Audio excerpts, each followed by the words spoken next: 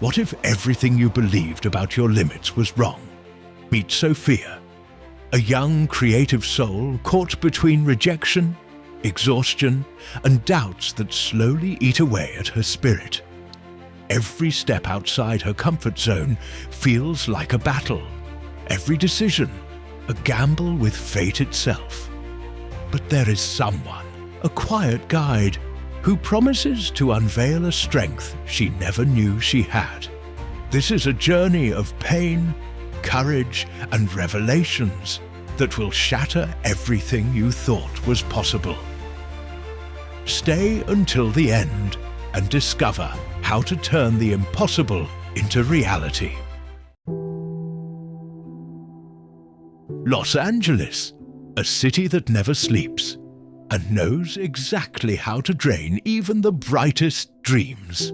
Between glass skyscrapers and hurried streets lived Sophia, a young creative whose eyes still carried sparks of imagination, even as her body grew weary from the invisible battles of survival. By day, she served rushed coffees in a crowded cafe. By night, she wrote, drew, created, always hoping someone would finally notice her talent. But when the replies came, they were always the same. No, maybe later. Not what we're looking for. Each rejection email felt like another stone on her back. Each underpaid shift was a reminder that her flame was slowly fading. One heavy night, a friend spoke to her in a hushed, almost legendary tone. There's a monk in Yellowstone. They call him Miyagi. They say he doesn't teach formulas. He awakens truths that already live inside us. If you go to him, you'll find answers that could change your life forever. Sophia laughed it off, half amused, half skeptical, but silently. Something inside her burned. What if it's true? What if my life doesn't have to be just this? That night, for the first time, she didn't fall asleep thinking about her problems, but about the possibility of a different path. And so, between fear and courage, Sophia made her decision. She didn't know what she'd find, but she knew she couldn't stay where she was. Her heart beat like someone about to cross the border from a familiar world into a mysterious, transformative one. It was the beginning of her journey. The road to Yellowstone wasn't just physical, it was spiritual. Every mile tested Sophia's resolve. The train carried her to the last nearby town. From there, only trails remained. With a backpack on her shoulders and her heart racing, she started walking. The sun burned during the day. Temperatures plummeted at night. Wind rushed through the trees, carrying the cries of animals she couldn't see. Branches creaked like ancient voices, echoing familiar doubts. You'll never make it. You should turn back. What if this is all for nothing? The forest wasn't just made of trees and leaves. It was made of fears. Every shadow seemed to mirror her insecurities. One of the coldest nights, sitting alone by a makeshift fire, Sophia cried in silence. She didn't know if it was from fear, exhaustion, or loneliness. But when dawn came, something deep inside whispered, "One more step, just one more." And so, even with aching legs and a heart torn between quitting and continuing, she pressed on. Every meter she conquered was an invisible victory over herself. Her crossing wasn't just through dirt paths, it was through her own soul. After days of walking, with blistered feet and fading hope, Sophia finally saw something through the trees. A small wooden cabin, humble and surrounded by forest silence. She stopped for a moment. Her heart raced. Was this the destination she'd been searching for? In front of the cabin, sitting on a simple wooden stool, was an elderly man. His white beard fell across his chest, and his eyes, calm like untouched water, gazed at the horizon. It felt as though he had been expecting her. Sophia approached slowly, reverently, as if stepping onto sacred ground. The man looked at her unhurriedly, a faint smile on his face. "You've arrived," he said, his voice calm, steady, almost eternal. Confused, Sophia stammered, "Are you Miyagi?" The monk tilted his head, a silent yes. Then he pointed toward the forest and said, "You didn't come here to find me, Sophia. You came to find yourself." The words echoed in her mind like a soft thunder, impossible to ignore. Suddenly, the weight of the journey, the fear, the exhaustion, all took on a new meaning. Standing before this stranger radiating peace, Sophia felt something she hadn't in a long time: hope. It was the beginning of a learning that would change everything. The cabin was simple: a worn rug on the floor, an old wooden table, and a few candles casting soft light. The silence there wasn't empty. It was alive with meaning. Sophia sat across from the monk. For a moment, she said nothing. She simply breathed, holding back the tears threatening to fall. The monk watched patiently, as if he had all the time in the world. Finally, Sophia spoke, her heart spilling out. "I can't do this anymore. I work so hard and nothing changes. I take low-paying gigs, stay up all night, and still, no one seems to believe in me. I'm tired. I feel like I'll never be good enough." Miyagi didn't answer right away. He picked up a burning candle, passed his finger quickly through the flame without flinching, as if illustrating a lesson. Then he spoke softly. "You're waiting for motivation to act. But motivation isn't a spark that appears out of nowhere. Action is the match. Move first, and the flame will be born from movement." Sophia lowered her head as tears finally fell. "But what if I don't know where to go? What if I'm lost?" The monk leaned forward. "1,000 paths lead to stagnation. Only one leads to victory, the path of a burning purpose. Choose your flame, the rest will turn to smoke." Her voice trembled. "But I've failed so many times. I've been rejected, ignored. It feels like no matter how hard I try, it's never enough." Miyagi smiled gently. "Failure is training. Obstacles aren't endings. They're the soul's gym. Rejection isn't a wall. It's a step." She closed her eyes, letting his words sink in. "And if I don't have the strength to keep going," she whispered. Miyagi chuckled softly. "You don't need tomorrow's strength. You only need enough for the next step. No path is conquered all at once, only step by step." His words were simple, but they landed deep, like seeds in the dry soil of her spirit. For the first time in a long while, she didn't feel judged. She felt understood. And maybe, just maybe, there was hope for her journey. Night had fallen. The cabin was dimly lit by scattered candles casting dancing shadows on the wooden walls. Miyagi placed a candle right in front of Sophia. Its flame flickered, fragile but unwavering.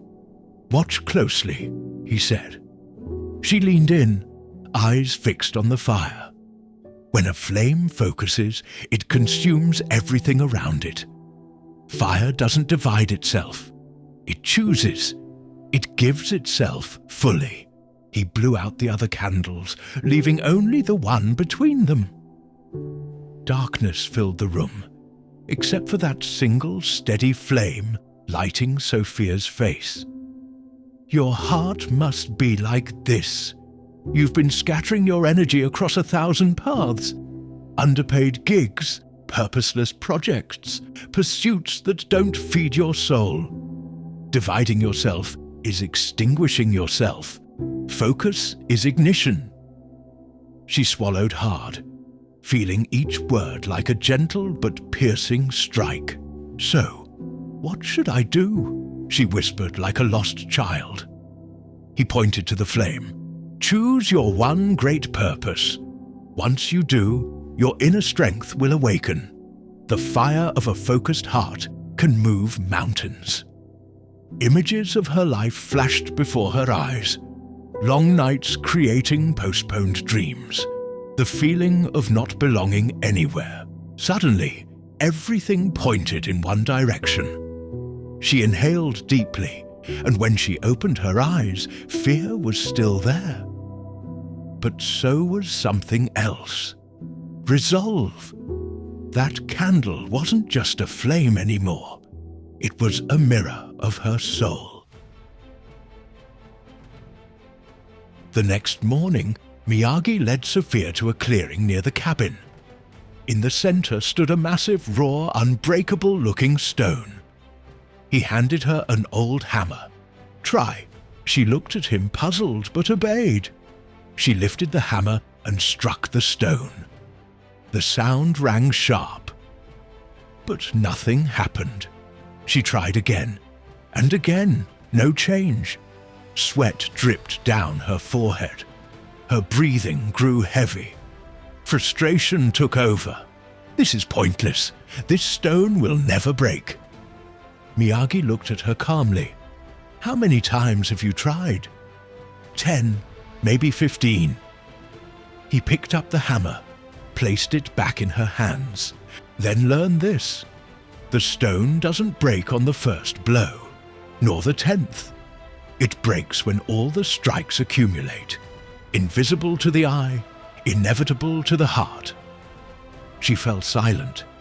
Quitting too soon is throwing away invisible work. Persistence isn't mindless repetition. It's repetition with faith. Every attempt, even when it seems to change nothing, is paving the way for the final crack. This time, as she raised the hammer, her eyes carried something new. Not just effort, but conviction. She struck once, twice, 3 times. The stone remained solid, but inside her something had broken. The belief that quitting was an option. For the first time, Sophia understood. The secret wasn't to win fast. The secret was to never stop. As the afternoon bathed the forest in gold, Sophia still felt the hammer's weight and the quiet strength of the lesson. Miyagi walked to the edge of a small lake near the cabin. It's beautiful, isn't it? Indeed it is. Peace finds us here. The water reflected the sky like a perfect mirror. He gestured for her to come closer. Look into the water. What do you see? Myself, she answered, hesitant. And who are you? Words flooded her mind. Barista, freelancer, dreamer, rejected. But none felt right. Miyagi saw her hesitation. Your identity isn't who you've been so far. It's who you decide to be from this moment on. But to decide, you must abandon your plan B. What do you mean? As long as you keep an escape hatch, you'll never enter the battle fully. As long as you say, if this doesn't work, I'll try something else, you're telling the universe you don't believe in yourself. Commit as if no other option exists. Only then will your soul burn entirely in the fire of your mission. Sophia looked back at her reflection. The longer she stared, the less she saw the tired girl from before, and the more she glimpsed a new version of herself, one that didn't yet exist, but felt real. The question isn't, what do you do, Sophia? Miyagi concluded. It's, who are you? Decide that, and everything else will align. A soft breeze rippled the lake's surface, breaking her reflection. Sophia closed her eyes. For the first time, she began to feel she wasn't just who she had been. She was who she chose to become. Night fell once again. The cabin was silent, except for the wind passing through the trees. Sophia and Miyagi sat near the fireplace, warm light dancing on their faces. Sophia looked stronger than before, but a shadow still lingered in her eyes. Miyagi noticed. You've learned to act without waiting for motivation. You've learned to persist when nothing seems to change. You've learned to choose who you want to be. But there's a greater enemy ahead. Which enemy? She asked. He pointed to her head. Your own mind. The air grew heavy. The mind is a battlefield. Negative voices, criticism, doubt, maybe knots, are poisoned arrows. If you don't protect your mind, you'll fall before the fight even begins. Sophia stared into the fire, searching for courage. But what if I can't silence those voices? Miyagi placed his hand over her chest. You don't have to silence. You must replace. Faith is the invisible fuel that powers the impossible. When you replace maybe with I will, your mind stops being your enemy and becomes your greatest ally. She exhaled a long, deep sigh, like releasing an ancient weight. For the first time, she imagined her life not as a burden, but as a calling. Protect your mind like a temple, Miyagi finished, because everything you believe in here, he gently tapped her temple, becomes reality out there. Sophia closed her eyes, and silently she traded a fragile maybe for a solid I will. Miyagi watched her with a calm, satisfied smile. You've learned to persist, to choose your purpose, to embrace your identity, and to guard your mind. Now, it's time to turn it all into action.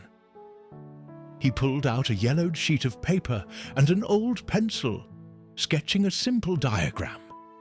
Goals, daily discipline, allies. First, define clear, measurable goals.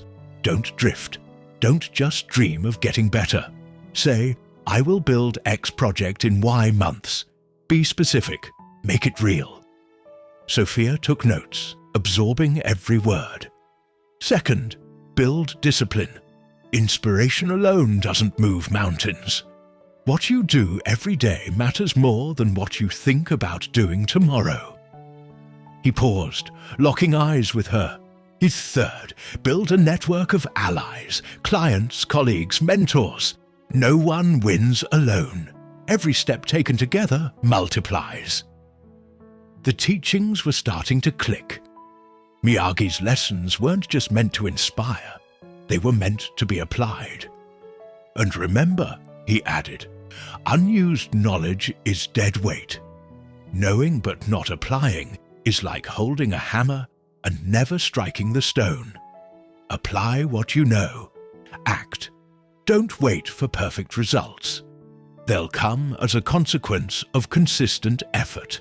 For the first time, everything was clear. Every step had purpose. Every choice had direction. Sophia realized, without action, transformation is just fantasy. Real change happens when courage meets discipline. Sophia walked the trail back to Los Angeles. Each step wasn't just physical. It was proof that something inside her had changed forever. When she arrived in the same city that once felt suffocating, she noticed nothing outside had changed, but everything inside had. She began to turn down work that didn't value her. She stopped accepting projects that didn't feed her soul. Every decision was now guided by her burning purpose. That single flame Miyagi helped her uncover. Her small creative studio began to take shape. Each drawing, each project, each chosen client reflected not just talent, but identity, discipline, and courage. And sometimes, when she felt overwhelmed or unsure, Miyagi's words echoed in her mind. "You never needed me to change your life. You only needed to believe in the strength that was already within you." She smiled. Fear was still there, but so was confidence.